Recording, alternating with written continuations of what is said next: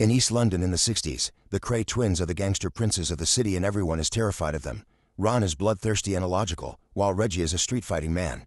One morning, Reggie leaves the house to bring tea for the policemen who have been tailing him.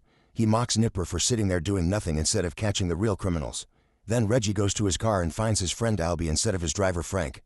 Albie explains that Frank hasn't shown up for work, so Reggie decides to go to his apartment to find out what happened. On the way, Reggie talks to all the neighbors, who like how much he cares.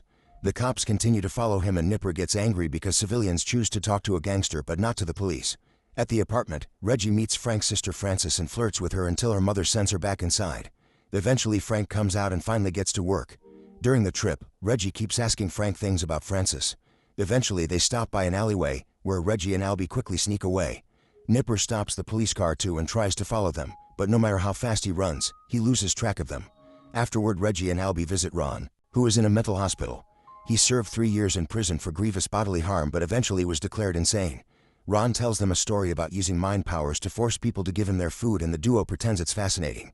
Reggie is desperate to get his brother out, so he sends one of his men to threaten the psychiatrist in charge of Ron's evaluation. The doctor is so terrified after hearing Reggie's name that he tells the parole board that Ron is healthy now and can be released. After the paperwork is done, the doctor privately warns Reggie that Ron is a psychopath and gives him some medicine that Ron must take twice a day to avoid trouble.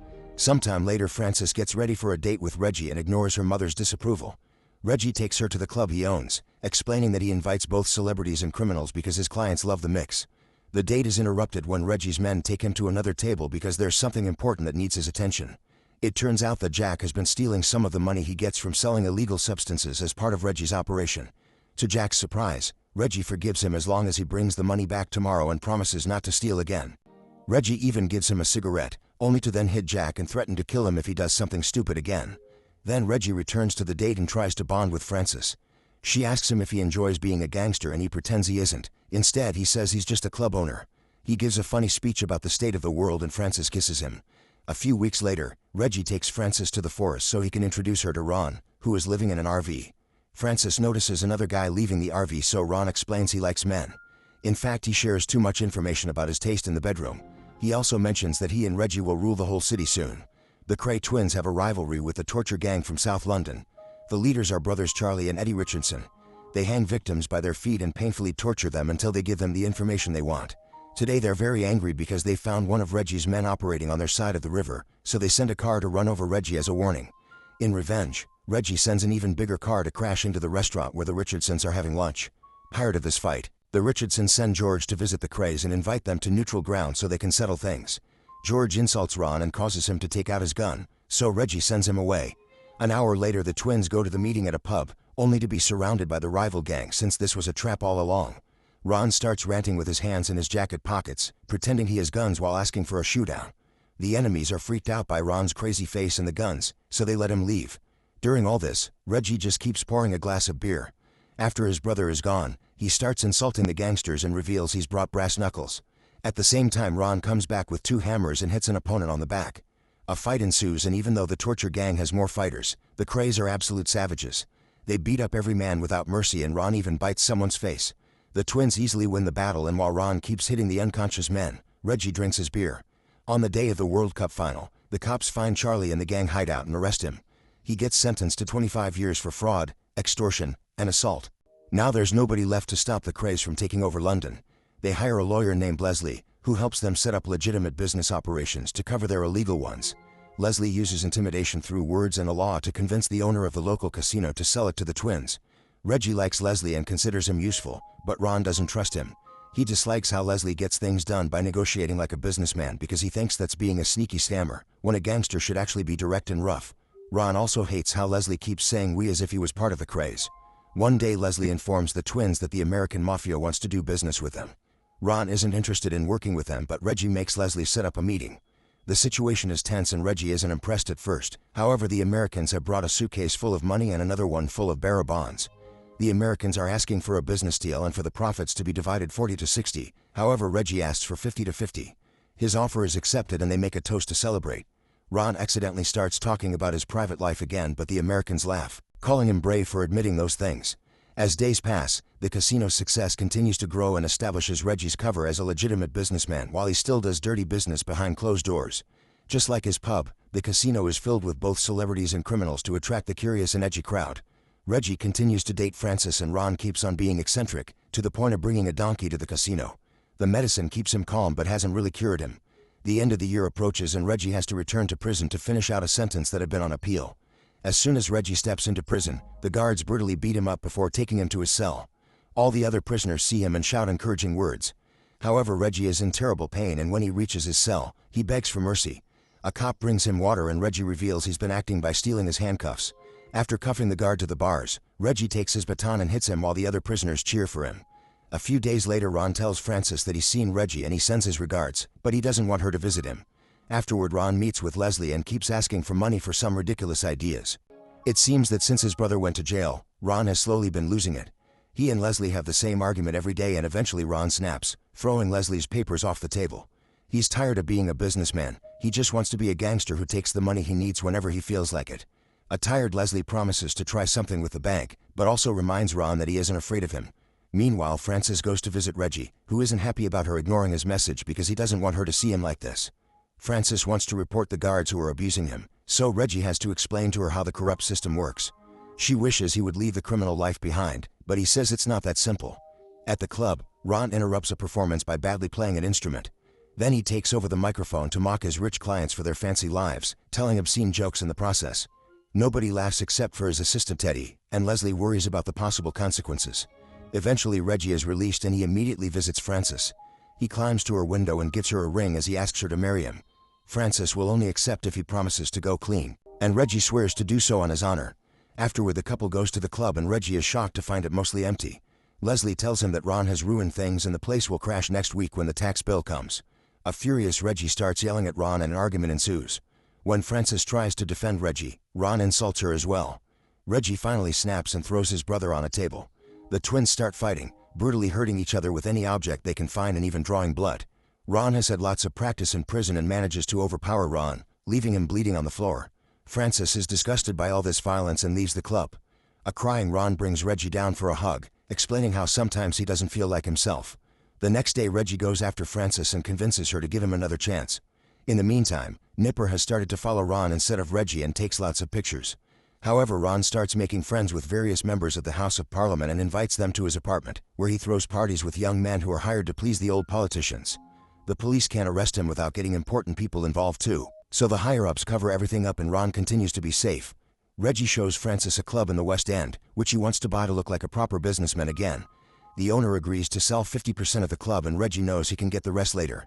Ron is afraid that he may lose his relationship with Reggie, so he sends Teddy to intimidate the club owner to try to stop the deal.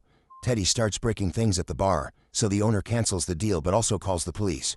Both twins are then charged with extortion, and when Frances visits Reggie in prison, she makes a big announcement: she'll only marry him if he's found innocent. A few days later, a picture of Ron with a politician ends up in the newspaper and the government rushes to cover it all up. This includes getting the twins out of jail and getting an innocent verdict. Reggie ends up buying the whole club at a discount that same night. When Nipper enters the club to investigate, Reggie mocks him, pointing out that technically Nipper works for him because he's under orders of his politician friends. The twins take a picture with Nipper and send it to the police captain, who orders Nipper to stop investigating the Krays. Sometime later, Reggie and Frances finally get married. Her mother still disapproves and wears black as if it was a funeral. Before the wedding, she tries to talk her daughter out of it, but Frances ignores her. Ron notices that Frances' mother doesn't sing during the ceremony and calls her out in front of everyone. Although Reggie promised to stay clean, this doesn't last long. 2 weeks after the wedding, he's already doing dirty business again. This keeps him away from home a lot, and Frances is tired of sleeping alone. She realizes her husband really likes being a gangster after all. Frances tries to bond with Ron and his parents, but they criticize everything she does because they don't think she's good enough for Reggie. To make matters worse, Nipper has started to follow her. To deal with all this, Frances starts taking too much medicine and becomes an addict. When Jack makes another mistake, Reggie enjoys getting to beat him up. He also buys a car from Frances to keep her happy, but he still turns her down when she asks him to spend time together. One afternoon at the pub, Leslie tells Reggie that he needs to start thinking about his future with a family and maybe come clean for real. Ron is furious to hear this and hits Leslie with a bottle, even throwing a few glasses while the men take the lawyer to the hospital. Reggie starts yelling at his brother and realizes he hasn't been taking his medicine, which explains why he's been more volatile lately. Sometime later, the American gangster talks to Reggie in private to ask him to do something about Ron. It's dangerous for him to appear in public with politicians and he's become a loose cannon. However, Reggie refuses to let his brother down. When he gets home, he doesn't even say hi to Francis. In the meantime, George is trying to work on his own after the torture gang broke up. He enters the Krays territory and beats up the owner of an important warehouse. The next day the man asks Ron for protection, so Ron goes on a rant about people who suck at their jobs and agrees to kill George if the warehouse owner pays him well. That night, Ron enters a pub and shoots George in the head right in front of everyone. Later at home, Reggie tries to yell at Ron for what he did, but he can't because their mother may hear. He quietly orders Teddy to get rid of the clothes and gun that Ron used at the pub. He also asks Albie to look for every witness to find out if they went to the police. Before leaving, Reggie leaves the medicine bottle and tries to remind Ron to take it. The next day Francis asks Reggie to let Ron go to jail, but Reggie refuses and is disappointed to realize that Francis is an addict now. At Scotland Yard, Nipper is given permission to open an official investigation on the Krays, using George's murder as a basis. Ron is called for a police lineup, but none of the witness identifies him because they're too scared of the gang. Francis grows more frustrated every day because the gang starts to hang out at her house and people on the street don't want to talk to her while she's with Reggie. He even confirms that he threatened the witnesses to avoid trouble. One afternoon it starts raining and Francis runs outside to try to close her car, but she's struggling. Instead of helping her, Reggie mocks her because she only has the car thanks to his illegal activities. He shakes the car and insults her, so Francis slaps him and goes back inside. A furious Reggie follows her and throws her around the room before taking advantage of her and beating her up. The next day Francis finally leaves for good. Ron finds her on her way out and helps her with her suitcases while talking about the situation. He's happy to see her go, but at the same time he doesn't approve of his brother hitting her because that's not how their parents raised them. Francis kisses his cheek as thanks and Ron says he's always liked her. A few weeks later Reggie tries to visit Francis, but Frank doesn't want to let him in. An argument ensues, so Francis interrupts them and agrees to hear Reggie out. He begs her to come back and swears he's changed. However, Francis doesn't believe him and goes back to her family home. Afterward, Francis realizes she'll never escape this hell and takes enough medicine to self-delete. Frank finds the body and calls Reggie, who returns to say his final goodbye and put the wedding ring back on her finger. During the funeral, Francis' mother blames Reggie for her daughter's death. One night at the club, Ron hires Jack to kill Leslie. Jack goes to the lawyer's house, but when Leslie opens the door, he doesn't shoot fast enough. Leslie starts fighting him for the gun, and in the struggle, he gets shot in the leg. Jack uses the opening to run and Leslie opens fire, but Jack is already gone in his car. In the morning, Nipper visits Leslie at the hospital and gets him to talk by promising to protect his family. A few hours later, Reggie learns from his spies that Leslie told Nipper everything and even gave him documents. All the people who saw George die were given witness protection, so they agreed to talk too. That night Ron throws a party at his house and Reggie attends because he's hungry for revenge. As soon as Jack arrives, Reggie starts yelling at him for ruining their business. Jack asks Ron for help, but Ron won't protect him. Then Jack insults Reggie for what happened to Francis, so Reggie pulls out a gun and tries to shoot him in the head, but he has no bullets. When Jack tries to run away, Reggie grabs a knife and viciously stabs him multiple times until he dies in front of all the guests. Ron asks Reggie why he did this, and Reggie explains he killed Jack because he can't kill his own brother, no matter how much he wants to. After putting the knife in Ron's pocket, Reggie leaves. Albie follows him out to scold him for his actions, but Reggie just punches him and walks away. Thanks to all the witnesses at the party, the police finally have enough evidence to arrest the twins and ignore their influence with the parliament. This is based on the real story of the Kray twins. Reggie spent 33 years in prison and was released on compassionate grounds 2 weeks before his death in 2000. He died of cancer at 66. Ron was declared insane and sent to a mental hospital again, where he died at 61 of a heart attack in 1995. Make sure to subscribe and turn on notifications so you can watch more videos like this. Thanks for watching.